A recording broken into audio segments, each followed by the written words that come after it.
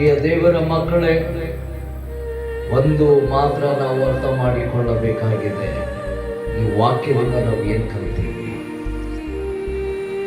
ತಂದೆಯ ಮನೆಯನ್ನು ಬಿಟ್ಟು ಹೋದರೆ ನಾವು ಹಾಳಾಗೋಗ್ತೀವಿ, ಒಳ್ಳೆಯದಾಗುವುದಿಲ್ಲ. ಪ್ರತಿಯೊಂದು ಕಷ್ಟಗಳನ್ನು, ಹಿಂಸೆಗಳನ್ನು, ದುಃಖಗಳನ್ನು, ಕಣ್ಣೀರುಗಳನ್ನು, ಬರಿಗಾಲಗಳನ್ನು ಪ್ರತಿಯೊಂದು ನಮ್ಮ ಜೀವಿತದಲ್ಲಿ ನಾವು ಅನುಭವಿಸ್ತೀವಿ. ಯಾವಾಗ ತಂದೆಯನ್ನು ಬಿಟ್ಟು ದೂರ ಹೋದರೆ, ತಂದೆಯ ಮಾರ್ಗ ಬಿಟ್ಟು ದೂರ ಹೋದರೆ, ತಂದೆಯ ಆಲಯವನ್ನು ಬಿಟ್ಟು ದೂರ ಹೋದರೆ, ತಂದೆಯ ಮಾತಿಗೆ ಬೆಲೆ ಕೊಡದೇ ಇದ್ದರೆ, ಅದಕ್ಕಾಗಿ ನಾವೆಲ್ಲರೂ ಏನ್ ಮಾಡಬೇಕು? ತಂದೆಯಾದ ದೇವರ ಒಂದು ಕೈ ಕೆಳಗಡೆ ನಾವು ಆತನ ಗುಡಾರದಲ್ಲಿ ನಾವು ಇರಬೇಕಾಗಿದೆ, ಆತನ ಮಾರ್ಗದಲ್ಲಿ ನಾವು ಇರಬೇಕಾಗಿದೆ. ನಾವು ಏನೋ 55 ದಿನಾಂಕದ ಪದ್ಯದಲ್ಲಿ 366 ವರ್ಷ ಸಾಯಿಲ್ಲ. 365 ವರ್ಷ ಆದರೂ ದೇವರ ಸಂಗಡ ನಡೆಯುತ್ತಾ ಇದ್ದನು. ಮತ್ತೆ ನಡೆದು ದೇವರ ಸಂಗಡನೇ ನಡೆದು ಹೋಗಿದ್ದಾನೆ. ಹಲ್ಲೆಲೂಯಾ. ಆತನು ಸಾಯಿಲ್ಲ, ಬದುಕಿದ್ದಾನೆ. ಯಾಕೆ ಗೊತ್ತಾ? ತಂದೆಯ ಆಲಯದಲ್ಲಿ ಇದ್ದ, ತಂದೆಯ ಮಾತಿಗೆ ಗೌರವ ಕೊಟ್ಟ, ತಂದೆಯ ಮಾತನ್ನು ಕೇಳಿದ, ತಂದೆಯ ಮಾರ್ಗದಲ್ಲಿ ನಡೆದ, ತಂದೆಯ ಬಳಿಯಲ್ಲಿ ಇದ್ದ. ಇವತ್ತು ನೀವು ಕೂಡ ಆ ತಂದೆಯಾದ ದೇವರಿಗೆ ಒಂದು ವೇಳೆ ನಮ್ಮ ಜೀವಿತದಿಂದ ಬಿಟ್ಟು ದೂರ ಆದರೆ ನಾವು ತಿರುಗಿ ಬರಬೇಕಾಗಿದೆ. ಬಂದ್ರೇನೆ ಆಶೀರ್ವಾದ, ಬಂದ್ರೇನೆ ನಿತ್ಯ ಜೀವ, ಬಂದ್ರೇನೆ ಆಶೀರ್ವಾದ. ಹಲ್ಲೆಲೂಯಾ. ಎಲ್ಲರಿಗೂ ಏನ್ ಬೇಕು? ಒಳ್ಳೆ ಆರೋಗ್ಯ ಬೇಕು, ಆಶೀರ್ವಾದ ಬೇಕು, ಪ್ರತಿಯೊಂದು ಬೇಕು. ತಂದೆ ಗೊತ್ತು ನಿಮಗೆ ಏನ್ ಬೇಕು, ಏನ್ ಬೇಡ ಅನ್ನೋದೇ. ತಂದೆ ನೋಡ್ತಾ ಇದ್ದಾನೆ, ತಂದೆ ಹೇಳ್ತಾ ಇದ್ದಾನೆ, ಆಕಾಶದ ಮೇಲೆ ಹಾರಾಡುವಂತಹ ಹಕ್ಕಿಗಳನ್ನು ನೋಡಿರಿ, ಅವು ಬಿತ್ತುವುದಿಲ್ಲ, ಕೊಯ್ಯುವುದಿಲ್ಲ, ಆದರೆ ಅವುಗಳಿಗಿಂತ ನೀವು ಶ್ರೇಷ್ಠವಲ್ಲವೇ? ಅವುಗಳಿಗಿಂತ ನೀವು ನನಗೆ ಬೇಕಾಗಿರುವಂತ ಜನರಲ್ಲವೇ? ಅದಕ್ಕಾಗಿ ಈ ಲೋಕದಲ್ಲಿ ಇದ್ದಿರುವಂತಹ ಪ್ರವೇಶ ನಮಗೆಲ್ಲಿಂದ ಹಣ ಬರ್ತದ, ನಮಗೆಲ್ಲಿಂದ ಆಹಾರ ಬರ್ತದ, ನಮಗೆಲ್ಲಿಂದ ಬಟ್ಟೆಗಳು ಸಿಗ್ತಾವ, ನಮಗೆಲ್ಲಿಂದ ಜಾಬ್ ಸಿಗ್ತಾವ, ನಮಗೆಲ್ಲಿಂದ ಸಹಾಯ ಬರ್ತದ ಅಂತಂದ್ರೆ ನಾವು ಏನು ಮಾಡಬೇಕು? ನಮ್ಮ ಕಣ್ಣುಗಳನ್ನು ಏನ್ ಮಾಡಬೇಕಂತ?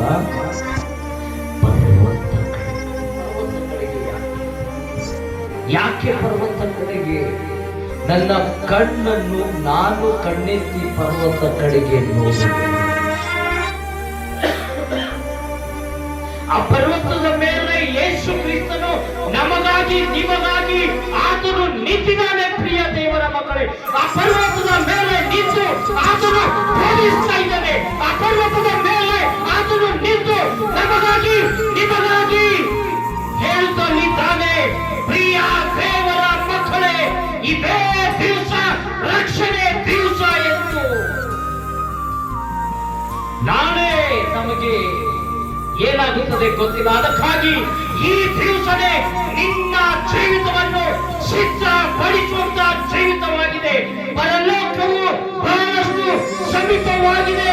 ಅದಕ್ಕಾಗಿ ನೀವು ನಿದ್ರಿಸುವಂತ ಜನರೇ ಎಚ್ಚರ ಹೊಂದಿರಿ. ದೇವರ ಕಡೆಗೆ ಬನ್ನಿರಿ. ಯಾವ ರೀತಿ ಈ ಮಗನು ಆತನು ತಿರುಗಿ ತನ್ನ ತಂದೆಯ ಮನೆಗೆ ಬಂದ. ಹಂದಿಯ ಮಾಡುವಂತ ಊಟ ಮಾಡಬೇಕೆಂಬ ಆಲೋಚನೆ ಬಂದಾಗ ತಂದೆಯ ನೆನಪು ಬಂತು. ತಂದೆಯ ನೆನಪು ಬಂತು ಆತನಿಗೆ. ಅಯ್ಯೋ, ನನ್ನ ತಂದೆಗೆ ನಾನು ಕ್ಷಮಾಪಣೆ ಕೇಳಿಕೊಂಡರೆ ನಾನು ಕ್ಷಮಿಸಲ್ಪಡುತ್ತೇನೆ ಎಂಬುದಾಗಿ ಆತನು ನೋಡಿದ. ಹಲ್ಲೆಲೂಯಾ. ನಮ್ಮ ತಂದೆಯ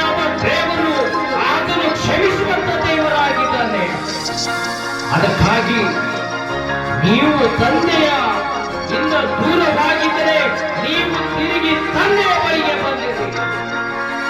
ನಿಮ್ಮ ಕಣ್ಣುಗಳನ್ನು ಮನುಷ್ಯನ ಕಡೆಗೆ ಎತ್ತದ ಹಾಗೆ ಪರ್ವತದ ಕಡೆಗೆ, ಆ ಪರ್ವತದ ಮೇಲೆ ಯೇಸು ಕ್ರಿಸ್ತನು ನಿಂತು ನಿಮ್ಮನ್ನು ನಮ್ಮನ್ನು ನೋಡುತ್ತಾ ಇದ್ದಾನೆ. ನಿಮಗೆ ಏನು ಬೇಕು, ನಿಮಗೆ ಏನು ಮಾಡಬೇಕು, ಆತನು ಎಲ್ಲವನ್ನು ನೋಡುತ್ತಿದ್ದಾನೆ. ಹಲ್ಲೆಲೂಯ. ಅದಕ್ಕಾಗಿ ಪ್ರಿಯ ದೇವರ ಮಕ್ಕಳೇ, ನಾನು ಕಂಡೆತ್ತಿ ಪರ್ವತ ಕಡೆಗೆ ನೋಡುವೆನು, ನನ್ನ ಸಹಾಯವು ಎಲ್ಲಿಂದ ಬರುವುದೆಂಬುದಾಗಿ. ಭೂಮಿಯ ಆಕಾಶಗಳನ್ನು ನಿರ್ಮಿಸಿದ ಯೆಹೋವನಿಂದಲೇ ನನ್ನ ಸಹಾಯವು ಬರುತ್ತದೆ. ಹಲ್ಲೆಲೂಯ. ನೀವು ದೇವರ ಸಮೀಪಕ್ಕೆ ಬನ್ನಿರಿ, ಅವಾಗ ದೇವರು ನಿಮ್ಮ ಸಮೀಪಕ್ಕೆ ಬರುವನು. ನೀವು ದೇವರ ಸಂಗಡ ಮಾತನಾಡುತ್ತಿದ್ದರೆ, ನೀವು ದೇವರ ಸಂಗಡ ಮಾತನಾಡುವುದಾದರೆ ದೇವರು ನಿಮ್ಮ ಸಂಗಡ ಮಾತನಾಡುವನು. ಆತನಲ್ಲಿ ಇರುವಂತಹ ರಹಸ್ಯಗಳನ್ನು ನಿಮಗೆ ತಿಳಿಯಪಡಿಸುವನು. ಆತನು ಸತ್ಯವುಳ್ಳ ದೇವರಾಗಿದ್ದಾನೆ. ಪ್ರಿಯ ದೇವರ ಮಕ್ಕಳೇ, ಅದಕ್ಕಾಗಿ ನಾವು ಎಷ್ಟು ದಿವಸ ಈ ಲೋಕದಲ್ಲಿ ಬರುತ್ತೇವೆ, ಬದುಕಿಗಿಂತ ಮುಂಚೆ ಪರಿಶುದ್ಧತೆಯಲ್ಲಿ ನಾವು ಬಾಳೋಣ. ದೇವರ ಮಕ್ಕಳಾಗಿ ನಾವು ಜೀವಿಸೋಣ. ದೇವರಿಗೆ ಮಹಿಮೆ ತರುವ ಜೀವಿತವನ್ನು ನಾವು ಜೀವಿಸಿ ಈ ಕತ್ತಲೆಯ ಲೋಕದಲ್ಲಿ ನಾವು ಬೆಳಕಾಗಿ, ಈ ಸೊಪ್ಪಗಿರುವಂತ ಲೋಕದಲ್ಲಿ ನಾವು ಉಪ್ಪಾಗಿ ನಾವು ಬದುಕೋಣ.